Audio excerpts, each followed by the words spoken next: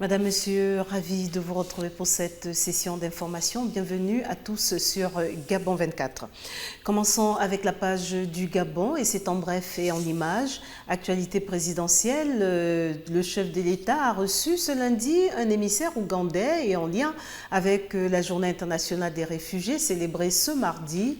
Le président de la République Ali Bongo Ondimba a devisé avec le ministre ougandais du tourisme, de la faune et des antiquités, M. Ephraim Kamuntu, porteur d'un message du président ougandais Yoweri Museveni, qui invite le chef de l'État gabonais à prendre part au sommet sur la solidarité pour les réfugiés co-organisé avec l'Organisation des Nations Unies du 20 au 23 juin prochain et dont l'objectif est de trouver des solutions immédiates et durables pour soutenir la politique d'accueil des réfugiés. Au lendemain des attaques perpétrées par des commandos en simultané des médias audiovisuels publics et privés, Gabon Télévision, Canal 7, Africa numéro 1 et TV+, les réactions des personnalités politiques s'enchaînent pour condamner cet acte ignoble. Le cas ce lundi du Parti pour le développement et la solidarité sociale PDS, le compte-rendu de Linda Gaël Maganga et Bertin Onsaga.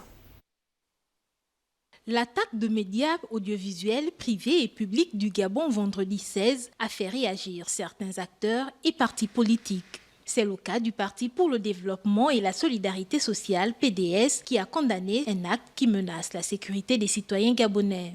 Le PDS, Parti pour le développement et la solidarité sociale, présidé par Maître Séraphin Daourembogo, condamne formellement les comportements rétrogrades et déviants de quelques éléments de la diaspora qui s'illustrent négativement en ternissant l'image de notre pays à l'étranger et en s'en prenant à ses autorités en mission à l'étranger d'une part, et d'autre part, l'irruption vendredi dernier dans les locaux de certains médias d'individus cagoulés équipés d'armes blanches ainsi que le discours déconcertant et incendiaire de M.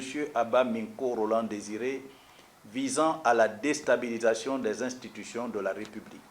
Le PDS invite par ailleurs les dirigeants du pays à mettre en application les résolutions issues du dialogue politique inclusif. Aussi, le PDS invite le gouvernement et le Parlement à mettre en application, dans les meilleurs délais possibles, les décisions novatrices consensuelles issues du dialogue politique d'Angondje afin de juguler ces crises et favoriser la reprise des activités économiques propices au développement du pays. Le PDS appelle ses sympathisants et militants à ne pas se laisser emporter par ce climat de perturbation.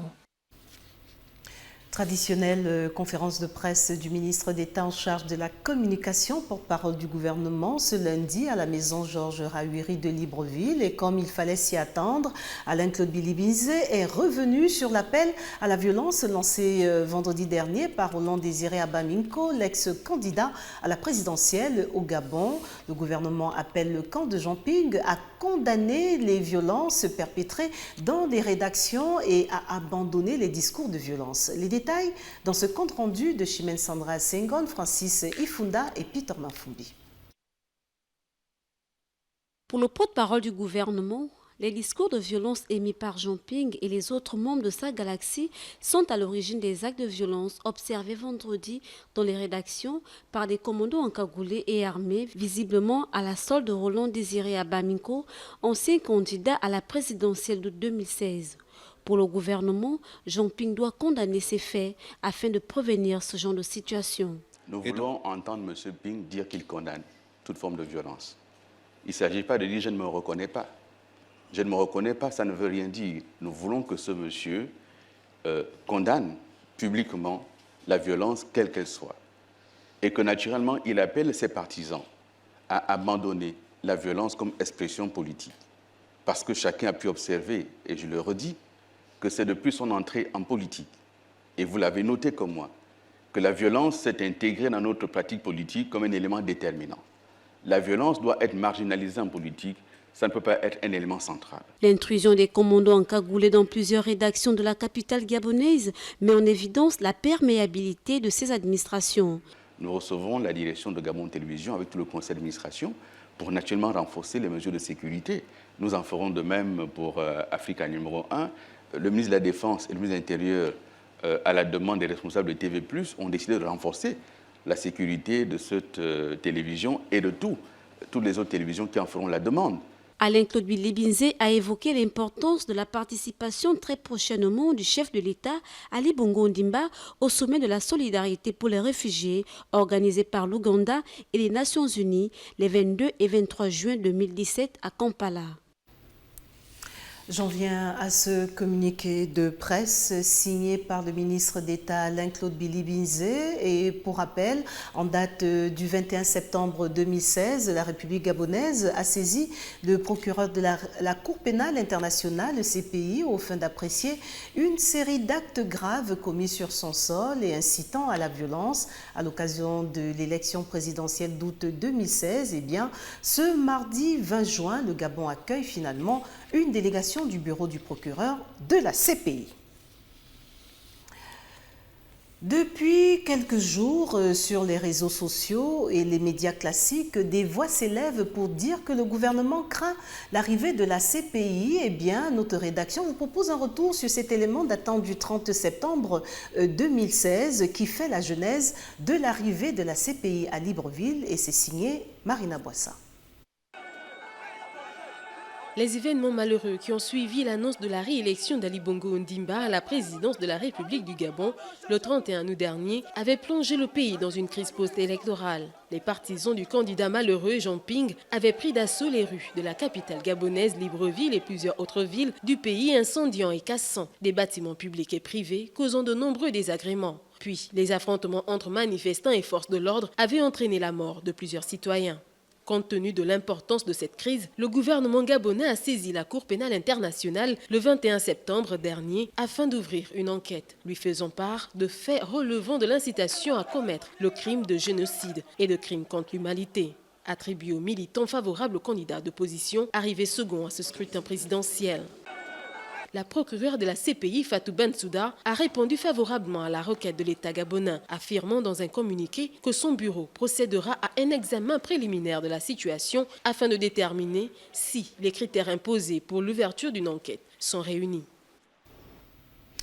Dans l'actualité au Gabon, la direction générale et le collège des syndicats de la société d'exploitation du Transgabonais ont paraphé ce lundi au siège de la CETRAG à Ovendo. Nous sommes là au sud de Libreville, un protocole d'accord visant à améliorer les relations entre employeurs et employés sous les yeux de l'inspecteur spécial du travail en charge du Transgabonais, Gaël Mapessi et Hervé Aubian.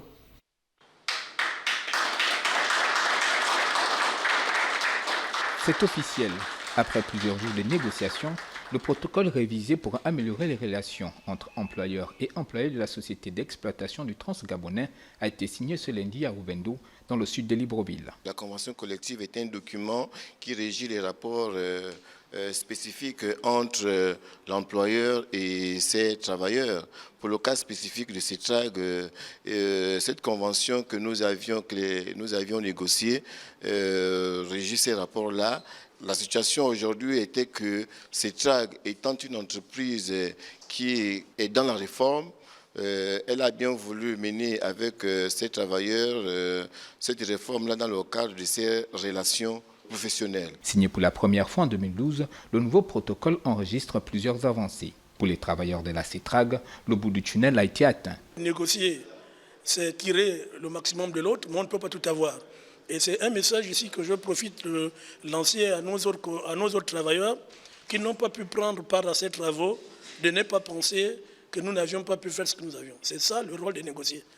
Aujourd'hui, on a quelque chose, on ajoute à la JBCR, demain on pourra en avoir. Cette signature démontre la volonté de la direction générale de la CETRAG de s'inscrire dans la volonté du gouvernement de valoriser le travailleur gabonais. Cette convention, qui entrera en vigueur dès fin juillet 2017, prévoit la révalorisation des salaires, des primes d'eau, d'électricité et d'isolement, ainsi qu'un changement de catégorie par système d'évaluation annuel. La note d'économie de ce journal nous conduit au lancement des activités du nouveau port commercial d'Ovendo au sud de Libreville, conduit par le Singapourien Olam en partenariat avec le gouvernement gabonais. La raison, le groupe conduit à un nivellement vers le bas des prix de l'accounage. La question de la vie chère, tant décriée par les Gabonais, pourrait dès lors trouver des pistes de solutions, en témoigne ce compte rendu de Muriel Ndoneyene et Joël Tatou. Le nouveau port commercial d'Ovendo est opérationnel. Efficacité et modernité, tels sont les engagements pris par Olam Gabon dès le lancement de sa construction. Et dès la mise en service de son quai, les coûts d'accounage fixés à 25% moins que ceux pratiqués actuellement sur le marché défient déjà toute concurrence au point de niveler le marché. On avait un engagement pour la construction de ce port-là qui était 1, la technicité pour permettre de traiter les navires plus rapidement, 2, de baisser les prix parce qu'effectivement le port tel qu'on l'a conçu ne nécessite pas des prix tels qu'ils sont pratiqués ailleurs. Comme vous pouvez le remarquer derrière, vous avez ce qu'on appelle des appareaux, donc des cavaliers, des RTG et des grues de quai qui aujourd'hui facilitent le flux des marchandises. Et quand je dis faciliter les flux de marchandises, le bateau reste moins longtemps à quai, on lui donne des fenêtres de programmation pour accoster et surtout on décharge plus rapidement et d'une manière plus efficace puisque aujourd'hui par exemple les containers restent en face du bateau et ne sont pas transférés sur des yards et des off-docks donc à l'extérieur du port. C'est ce qui fait qu'en fin de compte aujourd'hui on a une tarification plus avantageuse. Construit avec l'apport du gouvernement dans le but de faire face aux flux supplémentaires de marchandises et d'être plus opérationnel, la stratégie de l'AM vise aussi à diminuer le coût de la vie devenu de plus en plus élevé. Vous savez, il y a beaucoup de bruit sur le coût portuaire. Il ne faut quand même pas exagérer. Les ports ne sont pas responsables de tous les maux d'augmentation de prix et de la cherté de la vie. Le port est un passage. Dès lors qu'effectivement nous avons fait notre part de contrat et baissé effectivement le prix du coût portuaire, ça devrait avoir une incidence sur le panier de la ménagère. Une incidence qui a fini par pousser les concurrents d'Olam à revoir leur tarification à la baisse, alors même qu'ils étaient restés parmi les plus élevés du monde. Et pour tourner la page du Gabon, cap sur Franceville, au sud-est du Gabon, où les agents du service provincial du ministère de la Culture ont débuté ce lundi les présélections des groupes traditionnels devant prendre part à la célébration de la fête des cultures du 30 juin au 2 juillet prochain. Wilson Obakassa, notre correspondant sur place. Du 30 juin au 2 juillet 2017, le Gabon va vibrer au rythme de la fête des cultures. À Franceville, les séances de présélection par le service provincial de la culture ont déjà débuté. À 9 précisément, mais ce matin nous avons visionné 3 groupes. Ce qui nous a plus intéressé, c'est la chanson d'entrée, 2 chansons sur scène et surtout la chanson de sortie. Pas facile, qui sera retenu, qui ne sera pas retenu. Auquel cas on souhaiterait que Libreville se prononce et que nous on entérine. Le retour triomphal de cette messe culturelle dans notre pays après quelques années d'absence a été bien accueilli par les responsables de certains groupes, surpris en pleine séance d'entraînement. C'est une bonne chose. Merci, on remercie le président de la République et le ministre de la Culture de faire revenir la fête de la culture. En tout cas, ça nous a manqué. La culture représente pour moi, c'est une fête qui nous donne le pensée de nos arrière-parents, comment danser et comment ça s'est passé. Donc on va encore aussi montrer à nos enfants, à nos petits-fils. Notons qu'au cours de cette première journée des présélections, 3 groupes sur 9 ont été évalués et la publication des groupes retenus interviendra au plus tard le jeudi 22 juin 2017. Place à vos actualités en Afrique et pour commencer, au Mali, une attaque djihadiste contre le campement Kamgagba dans la banlieue est de la ville de Bamako, un site notamment prisé par des touristes occidentaux, a fait 6 morts ce dimanche et quelques blessés. Une trentaine d'otages ont également été libérés, tel que nous le rapporte Miguel Mabika. 6 morts, dont 5 assaillants et 4 blessés, c'est le bilan de l'attaque djihadiste qui a eu lieu contre le campement Kangaba dans la banlieue est de Bamako, fréquenté par des étrangers européens. Selon des témoins, les assaillants seraient arrivés en voiture et à moto. Ils auraient d'abord tiré en l'air en criant « Allah Akbar » d'après plusieurs personnes secourues, avant de tirer sur des clients installés autour d'une piscine. Après avoir tiré sur les clients, les terroristes se sont cachés dans la montagne et sur le site, harcelant pendant des heures les militaires et prenant en otage plus de 30 clients dans un campement éparpillé sur les collines verdoyantes. C'est ce qui a rendu si difficile le travail des forces spéciales antiterroristes maliennes. Je n'ai pas vu grand chose, c'est juste des coups de feu qui étaient venus, mais comme j'étais à l'intérieur, donc j'ai essayé de m'échapper comme tout le monde. Et du coup, arrivé à la porte, il y a un balle aussi qui est passé devant moi qui a touché une voiture. Donc du coup, j'ai eu peur. On est sorti par le mur, on s'est caché pendant 1h30 comme ça. Et après, on est revenu. Il y avait les armées françaises qui nous ont accompagnés jusqu'ici. Le ratissage se poursuivait dans la soirée par les forces spéciales antiterroristes du Mali, appuyées par des éléments de la MINUSMA, la mission des Nations Unies et des militaires européens dans les environs, pour retrouver les assaillants dont le nombre n'a pas été précisé. Le ministre malien de la Sécurité, Salif Traoré, a affirmé que 4 des auteurs de l'attaque avaient été tués par les forces de sécurité. Il y a par ailleurs plusieurs autres victimes, dont une franco-gabonaise, ainsi que 4 blessés, dont au moins un militaire malien et 36 otages secourus.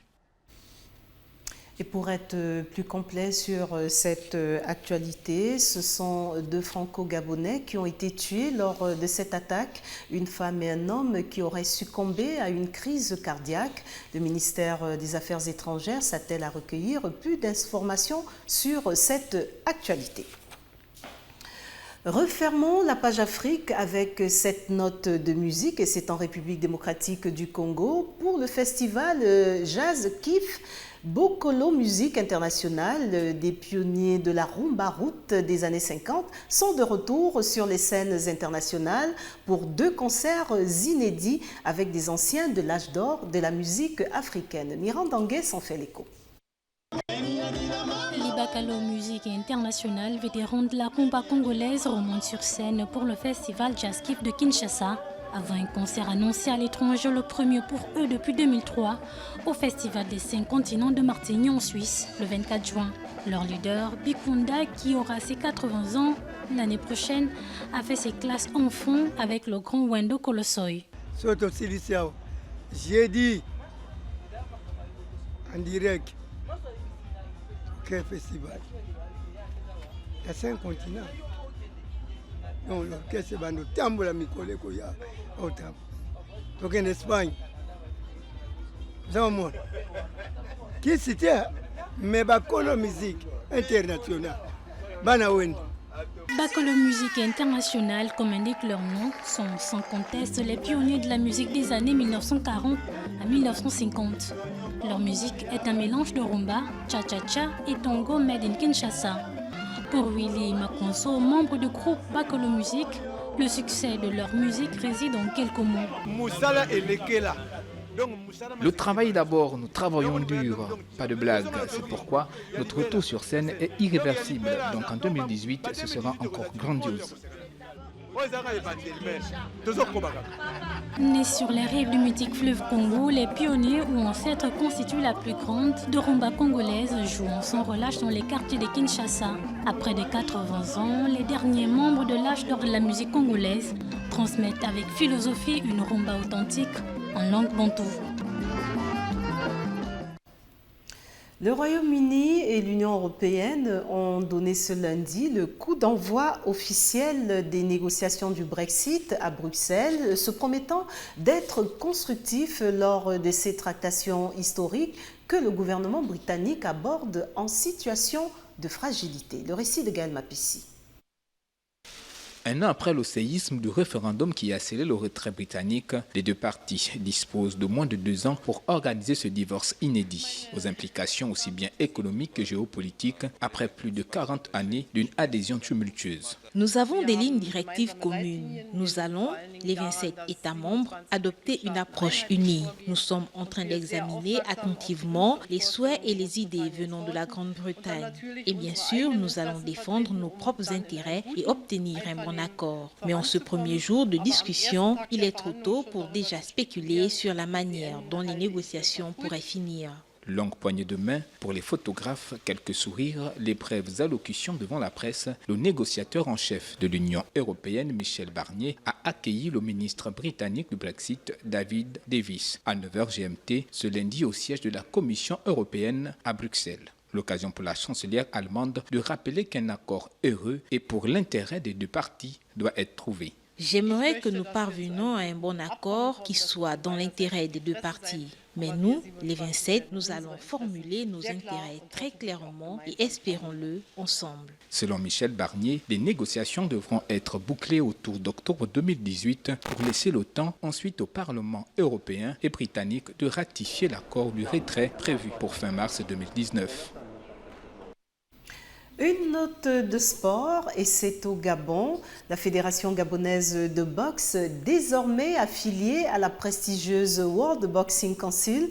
Le document faisant foi a été remis au secrétaire général de la dite fédération samedi dernier au stade Michel Essongué de Port-Gentil, la capitale économique du Gabon. Le vice-président de WBC méditerranéenne, dis-je bien, l'a reçu devant un peu plus de 7000 spectateurs. En témoigne ce compte rendu de Lembris Boubala sur les images d'Alexandre Kogué.